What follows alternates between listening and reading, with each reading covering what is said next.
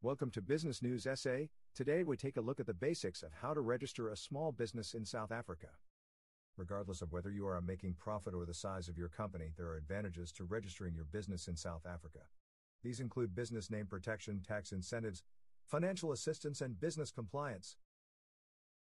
You can register your company online on the Companies and Intellectual Property Commission (CIPC) website or on the BizPortal.gov. SA website, a platform created by the CIP that offers company registration and related services. You can also register your company via a bank, including Nedbank and First National Bank. Another way to register your business is to outsource the admin to businesses that have the expertise to offer company registration services and related services. Many of them provide packaged services that include company registration and related services such as SARS consulting, labor registrations, SID registration, and upgrades, tax returns/compliance, or accounting services. Read more here. The Companies and Intellectual Property Registration Office (CIPRO) was replaced by the Companies and Intellectual Property Commission (CIPC) in May 2011, together with the new Companies Act. The Act changed the way business owners had to register their companies. The Act stipulates that no new close corporations (CC) can be registered, but those registered prior to 1st of May could continue to operate as CCs. All companies fall under specific categories each with specific requirements in terms of the documentation that is required. The Companies Act provides for two main categories of companies, non-profit and profit companies, with other types falling under these categories. You can choose to register your company as one of the following. 1.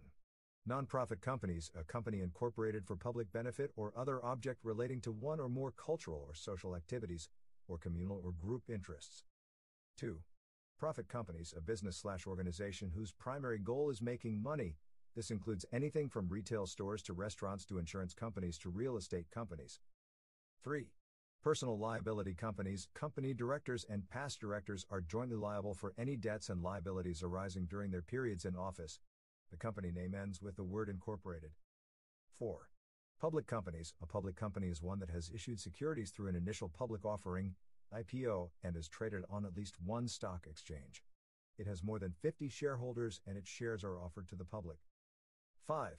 Private companies, these are similar to what was previously known as close corporations. Some of the changes made to private companies include fewer disclosure and transparency requirements, no longer being limited to 50 shareholders, and with a board that must comprise at least one director.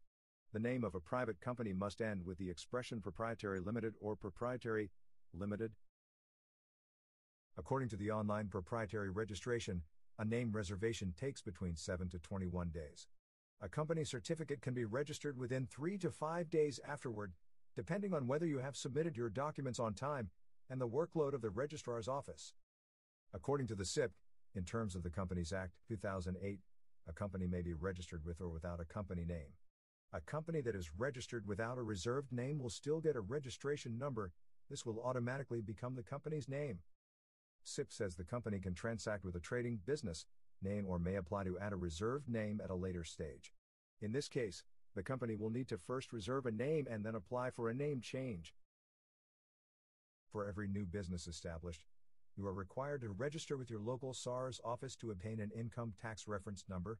Registration must be done within 60 days after starting operations by completing an IT-77 form, available at your local SARS office or from the SARS website. Small businesses with a turnover of up to $1 million per annum will now be able to pay certain taxes, turnover tax, VAT and employees tax, twice instead of once a year, making the process more efficient for qualifying small business owners. Turnover tax is a simplified tax system to make it easier for micro businesses to comply with their tax obligations. Turnover tax is worked out by applying a tax rate to the taxable turnover of a micro business. Depending on other factors such as turnover, payroll amounts, whether you are involved in imports and exports, etc., you could also be liable to register for other taxes, duties, levies and contributions such as VAT, pay as you earn, UIF contributions, unemployment insurance contributions. Thanks for watching.